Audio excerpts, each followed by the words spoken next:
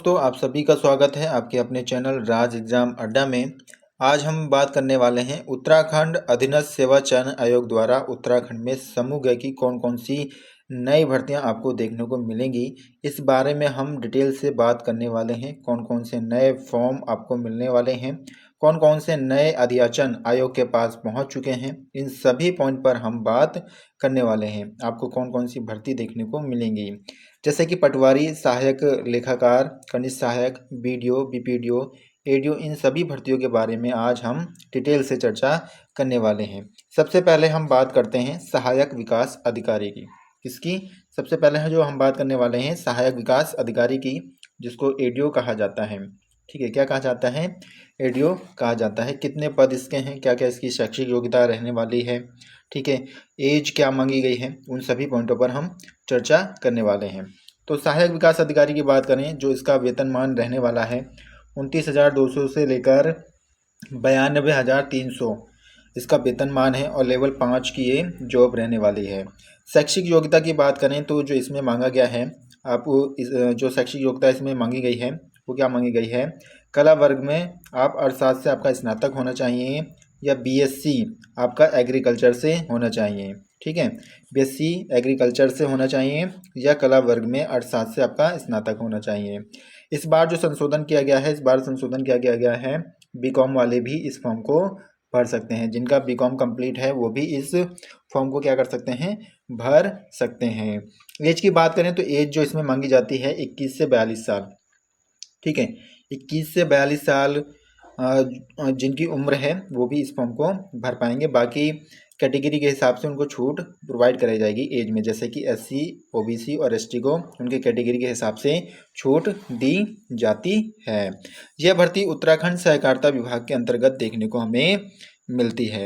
ये भर्ती कब तक आ सकती है? तो ये भर्ती जो हमें देखने को मिलेगी यानी कि मार्च मंथ, इसी मंथ में ये भर्ती हमें देखने को मिल जाएगी। कौन सी? सहायक विकास अधिकारी की जो भर्ती है वो मार्च मंथ में हमें देखने को मिल जाएगी। टोटल पद कितने रहने वाले हैं? लगभग 45 पदों पर ये वैकेंसी हमें देखने को मिल सकती है। कितने पदों पर? 45 पदों पर ये भर्ती हमें देखने को मिल सकती है।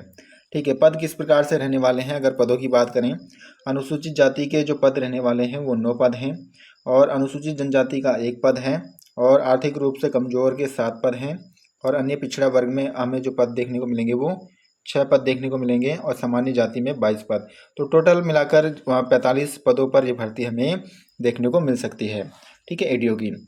अगले अगर भर्ती की बात करते हैं, अगले भर्ती हमारा जो रहने वाला है वो पटवारी से संबंधित जो हमारी जानकारी है पटवारी से संबंधित है। पटवारी की अगर बात करें तो बागेश्वर में अभी तक पटवारी के जो पद खाली हुए हैं वो 3 पद खाली हुए हैं। पौड़ी में 33 पद खाली हुए हैं। चमोली के अंदर हमें 7 पद जो है पटवारी के खाली देखने को मिले हैं। ठीक है, तो जब पटवारी के अलग अलग जिलों से पद इकट्ठे हो जाएंगे तब पटवारी के पद हमें जो नया कैलेंडर आने वाला है वहाँ पर देखने को मिल सकता है। पटवारी की शैक्षिक योग्यता क्या मांगी जाती है? तो पटवारी में जो शैक्षिक योग्यता हमें देखने को मिलती है वो स्नातक देखने को मिलती है, यानी स्नातक स्तर की भर्ती रहती है। और स्नातक आपका चाहे आपने बीएससी कर रखा हो या बीकॉम कर रखा हो या बीए कर रखा हो, यानी जो भी स्नातक कैटेगरी के अंदर एजुकेशन आते हैं वो सभी पटवारी की भर्ती को क्या कर सकते हैं? भर सकते हैं। ठीक है, और इसका वेतनमान क्या रहता है? 29,200 से लेकर 92,300 तक का इसका वेतनमान रहता है। लेवल 5 की ये आपकी जॉब रहने वाली है। ठीक है, राजस्व विभाग के अंदर। और पटवारी की शारीरिक परीक्षण की बात करें तो इसमें पुरुष की जो हाइट मांगी जाती है 168 सेंटीमीटर मांगी जाती है और महिलाओं की हाइट 152 सेंटीमीटर मांगी जाती है पटवारी के अंदर। बाकी 5-5 सेंटीमीटर की हमें जो छूट देखते हैं जो पहाड़ी क्षेत्र से लगे होते हैं उनको छूट मिलती है। और 5 सेंटीमीटर फुलाव के साथ आपका जो चेस्ट होना चाहिए वो कितना? 84 चेस्ट होना चाहिए। ठीक है, इसमें पुरुषों की दौड़ जो होती है वो 7 किलोमीटर दौड़ होती है 1 घंटे में, यानी 60 मिनट में। और महिलाओं की जो दौड़ पटवारी में होती है वो 35 मिनट में 3.5 किलोमीटर की दौड़ रहने वाली है। तो जब पटवारी के सभी जिलों से पद इकट्ठे हो जाएंगे तो उनका एक अध्याचन भेजा जाएगा, तभी ये भर्ती हमें आगे भविष्य में देखने को मिलेंगे। अभी बागेश्वर में कितने पद खाली हुए हैं? तो बागेश्वर में 3 पद खाली हुए हैं, पौड़ी में 33 पद हैं और चमोली में 7 पद का खाली हुए हैं। तो अलग अलग जिलों से अभी पदों को इकट्ठा करा जा रहा है। जब ये सारे पद एकत्र हो जाएंगे तभी ये अध्याचन हमें देखने को मिलेगा। अगला जो पद रहने वाला है सहायक लेखाकार का। ठीक है, सहायक लेखाकार की बात करें, सरकारी समिति में 8 पद हैं। और इसमें जो सहायक लेखाकार की जो योग्यता यानी शैक्षिक योग्यता मांगी गई है वो क्या मांगी गई है, तो शैक्षिक योग्यता की बात करें तो वाणिज्य में स्नातक मांगा गया है। किसमें? वाणिज्य में स्नातक मांगा गया है। ठीक है, इसके साथ साथ बीबीए या पोस्ट ग्रेजुएशन इन अकाउंटेंसी तथा हिंदी टंकण की 4000 डिप्रेशन की क्या मांगी गई प्रति टाइपिंग मांगी गई है। ठीक है, किसमें? सहायक, व्यक्ति सहायक में। ठीक है, सहायक लेखाकार में ये जो पद निकलने वाले हैं इसमें मांगी गई है। तो अलग अलग डिपार्टमेंट में ये पद हमें देखने को मिलेंगे। अगर टोटल ऑफ नंबर पदों की बात करें तो ये जो हमें पद देखने को मिलेंगे 72 पद, 72 पद हमें देखने को मिलेंगे। किसमें? व्यक्ति सहायक में। ठीक है, जो सहायक लेखाकार के जो ये पद निकलेंगे, ठीक है, उसमें हमें देखने को ये पद मिलेंगे इन फ्यूचर। अगले पदों की अगर बात करते हैं, अगले पद जो हमारे रहने वाले हैं वो पद रहने वाले हैं व्यक्ति सहायक के। व्यक्ति सहायक के कितने पद हैं? तो 50 पद हैं।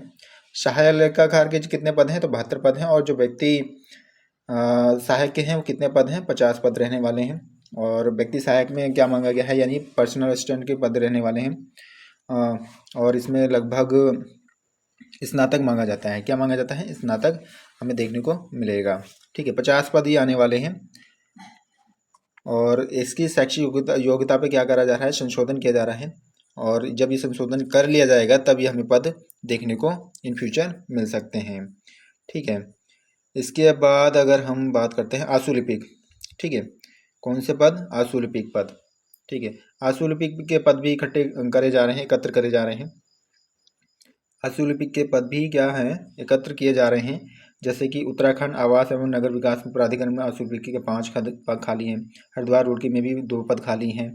और देहरादून में कितने पद खाली हैं? 4 पद खाली हैं। इसी तरीके से सभी पदों को क्या करा जा रहा है?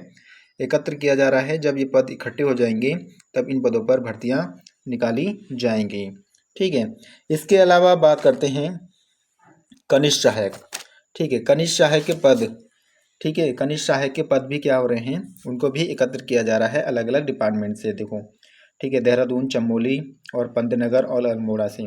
तो ये टोटल पद जो रहने वाले हैं 147 पदों पर कनिष्ठ सहायक के क्या हमें देखने को मिलेंगी।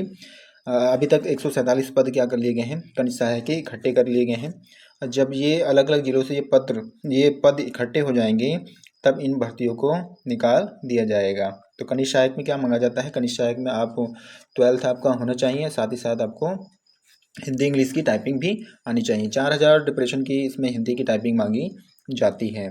ठीक है, और इसके बाद अगर बात करते हैं जैसे कि हमारा वीडियो बीपीओ भर्ती। ठीक है, वीडियो बीपीओ भर्ती में जो देरी हो रही है, क्योंकि वीडियो और बीपीओ की जो भर्ती है इसमें देरी होने का कारण यही है कि अलग अलग जिलों से पदों को एकत्र किया जा रहा है। जब ये पद इकट्ठे हो जाएंगे तब ये भर्तियां निकाल दी जाएंगी। अब जो नया कैलेंडर आएगा उस कैलेंडर में वीडियो बीपीओ की भर्ती बहुत जल्द देखने को आपको मिलेंगी।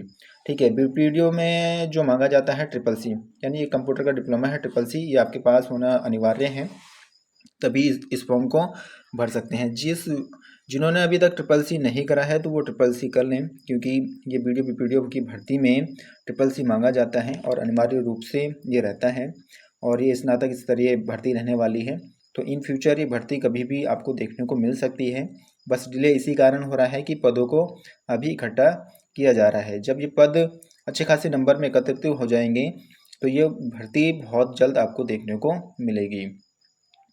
तो उम्मीद करूँगा आज जो आपको जानकारी प्रोवाइड कराई गई है वो जानकारी आपको अच्छी लगी होगी। अगर आपको जानकारी अच्छी लगी है तो चैनल को लाइक, शेयर एंड सब्सक्राइब करना ना भूलें। Thank you.